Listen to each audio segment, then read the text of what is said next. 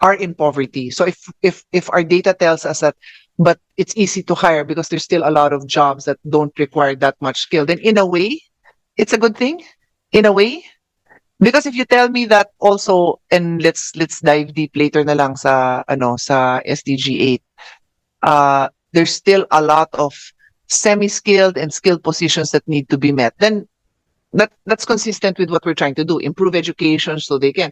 But if there's a lot of like, I know for a fact well, maybe not no skills, but technical skills, they're in such high demand all over the world, right? Like I had a parliamentary friend na Canadian and sabi niya, we want to get more plumbers from the Philippines. Yeah, welders, exactly. So anyway, so I'm just noting that because I think the first thing we need to do is get these people out of poverty, that they can eat 3 meals a day, that they have a roof over their head, So that's the most important thing. And that's where, ano ba? Dole? Dole comes in?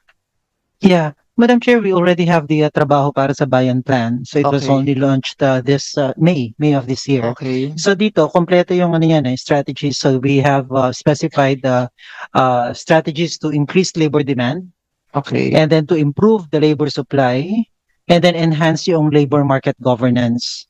So nakaano doon sa yung tatlong pillars na yon. And can I access that on the yes, ma'am. It's on the web. On your website? Yes. Okay. Yes. All right. Okay, let's proceed. So that's actually a low-hanging fruit din for us. So as you said, marami naman tayong available jobs pa, but we need to improve the quality of the jobs. And then we also need to rationalize social protection programs, and pati yung expanded health insurance benefits. As you know, the country is very vulnerable to lahat ng mga calamities, disasters, and actually the onset of calamities is one of those factors that push them further down into poverty. Okay, iba kahit nga non-poor talaga mag-slide back into poverty. So we need to also improve on that. Pero sana ang gusto rin namin is better targeting para we don't waste resources. Our biggest challenge is the high inflation, the underemployment. Dito papasok din yung job skills mismatch. Actually, what you also mentioned na college graduates sila, di sila makapasok ng magandang trabaho. Yes, so low quality jobs, weak exports. Kasi ibig sabihin limited yung ating markets. And then reliance on imports. Actually, Madam Chair, mataas ang growth of our domestic demand. It's about mga 8%. Pero like last year. Pero our growth, pag pinasok mo na si net exports, which is negative, magiging 5.7 na lang. Yun. And it's really because of the heavy reliance on imports. Sure, some imports are important dahil these are actually intermediate inputs, mga capital goods yan. But there are a lot of imports na pwede naman sanang dito na lang natin na manufacture. Yeah. Yeah. Tapos yung next slide, Madam Chair, just to show you the comparison of the poverty incidence, next slide, using the different poverty lines. Next. Ay, baliktad. It's not there. I don't think it's there. It's in my slide. Anyway, I have a graph that shows yung poverty incidence among the population using different poverty lines. Yung World Bank kasi uses actually 3 poverty lines. So the first one, yung $2.15 a day in PPP terms. So this is the old PowerPoint. That's actually the median poverty line among all low-income countries. Yan. So ito na yung tinatawag ng UN na extreme poverty. So if using that extreme poverty, then our poverty incidence is 2.31 as of 2023. Pero if you use the poverty line of $3.65, yung $3.65 na poverty line is actually the median poverty line among all lower middle income countries where we belong. So doon sa low middle income countries na poverty line, our poverty incidence would be at 15.7. So halos pareho nung halos pareho yung poverty line, national poverty line natin with the lower middle income countries na poverty line. Pero Madam Chair, if we Oh, sige, I'll let you finish. Go ahead. use the when we become an upper middle income country, so ang magiging poverty line na gagamitin is actually $6.85. And so if using this poverty line, nandun na tayo sa nasa 51% ang ating poverty incidence.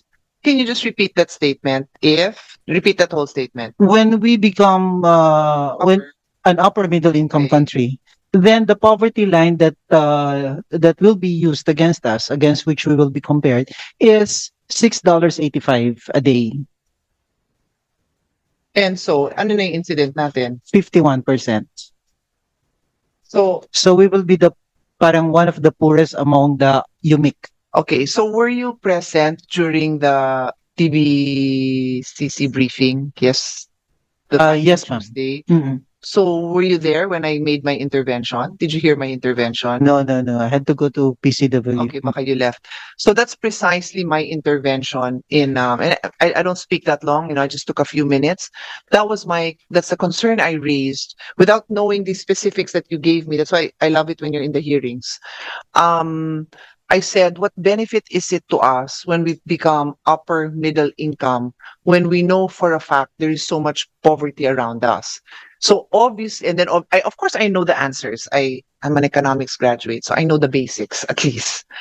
The economy is better, there's more jobs. Of course we know that. But how many of our people are still left in poverty? So you said it exactly how I needed to hear it, that you're going to be upper middle, so you have this image of what upper middle is. And so for upper middle, your income is supposed to be at a certain level. So your poverty incident is higher because you're upper middle. So the poor in an upper middle might not be as poor as those in the middle and lower middle. That's basically what you're saying. So now we have 51% poverty incident. What The exactly does poorest 51% poverty incident mean? 51% of our population. of our population. Yes, ma'am. How is that acceptable to me? Mm. I will never be proud that we are upper middle. But of course, I know these are just numbers. No, these are just numbers. But that's exactly what I needed to be put out there. Can we get a brief reaction here? Because I'd like to be corrected if I'm wrong in my appreciation. But how can you be proud that you're upper middle when 50% of your people are considered living in poverty? By UMIC standards, yes. Yes. Yes. Do any of you want to react? You're welcome to. You don't have to. If you just agree with me, then at least we won't waste our energy disagreeing. Okay, let's move on. Yes. And that's the reason why we want to focus also on that low-hanging fruit nga.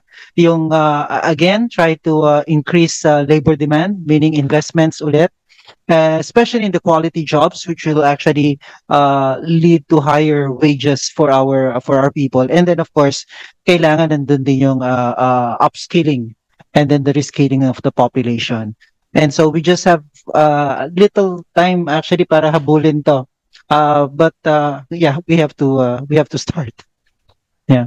But just to say as well, Madam Chair, that yung target natin na 8.3, if using the national poverty line, 8.3% by 2030, that's actually equivalent to meaning reducing the number of the poor Filipinos by mga 8 million. So far, between 2021 and 2023, we were able to graduate 2.4 million.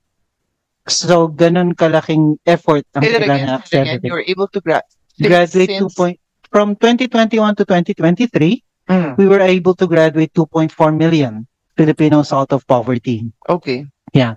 Pero that poverty threshold is the $2.1.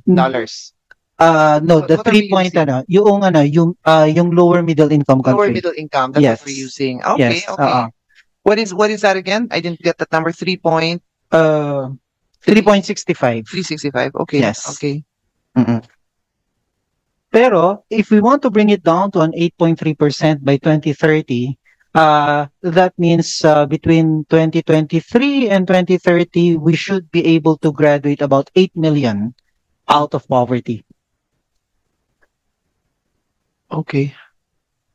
Do you aside from this, do you actually have is it here in the Trabaho para sa Bayan? Do you have another document that spells out what specific steps need to be done? Because I'll take that up during the budget.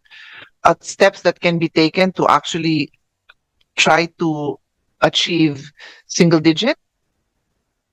Or Yeah, we've always maintained that it's the entire PDP okay. that needs to Okay. be implemented. Okay. Yeah. Okay. Okay. Mm-mm. Okay. So not one is more important than No, another. yeah, Okay. has to be all. Because like for me, like is it housing? You know, like I know there's a shortage of housing. Yeah. Is it And it's also it can also nutrition? be an employment generator, the housing.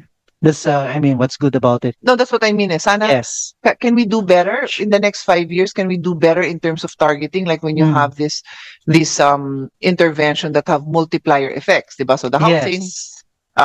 Yes. settles the housing, and then there's a job generating, and then for me, it will also probably have an effect on the safety of the children and the women because they're in a house other than sleeping in a cart. Yeah, so things like that. Maybe we can identify for. Yes, ma'am. Actually, that was identified in the original PDP. Oo. Kasi remember we had the 4PH dati, yung pambansang pabahay. Yeah. We thought it would fly. Yun. So that was actually identified as a major growth Yeah. driver. Okay. Yeah. Okay. Okay. So yung next slide actually looks also into the housing situation. Next, please. Yon. Yeah. So this one looks at yung targets for housing. Number one is proportion of families with access to secure tenure. Tapos yung isa is proportion of families with owned or owner-like possession of housing units. So as of 2022, yung may owned and owner-like possession, yung mga nagre-rent actually is also considered owner-like. Nandun lang siya sa 62.1. The target is to bring it up to 100 by 2030. Ito yung medyo mahirap i-meet. But so far, Pag-ibig actually has been increasing its lending, its loan facility, supporting nearly 18,000 households and delivered 8,500 units sa mga socialized housing para sa low-income families yon. And then the NHA, also maganda rin accomplishment nila, 12,500 units. What we think would be the low-hanging fruits with respect to housing is public rental housing. So especially among the informal settler families, we think that lalo na yung mga bagong families pa lang, the young families, they would probably be content with the public rental housing, siguro 5 years until they are able to settle down talaga, and then they get into ownership. So I know that the new DSUD secretary is already looking into a public rental housing. Yeah. And then we maximize the PPP for housing provision and effectively use public land and funds, and then improve yung agency coordination. In the PDP, what we have included there is actually livable communities. So not just constructing the house. So dapat may kadugtong na talaga in terms of the services. Our biggest challenge is still the housing affordability and the limited access to financing for most low-income households, especially if they have to borrow from Pag-ibig, meaning the formal sources of financing, which credit to them, nasa 3% na lang yung kanilang interest rate, but there are many documentary requirements. Yan. So ito yung kailangang improve so that they can have better access to the housing. The next slide is actually just the details nung SDG 1. And then we just go to SDG 2. Nawawala yung ating slide. For SDG 2, this is on zero hunger. Oops. Next. My staff just reminded me of our time, and I know that's me Oh. because I keep asking you for the details. But Sige, sige. let's try to run along, and then I'll just ask Sure. na lang for details.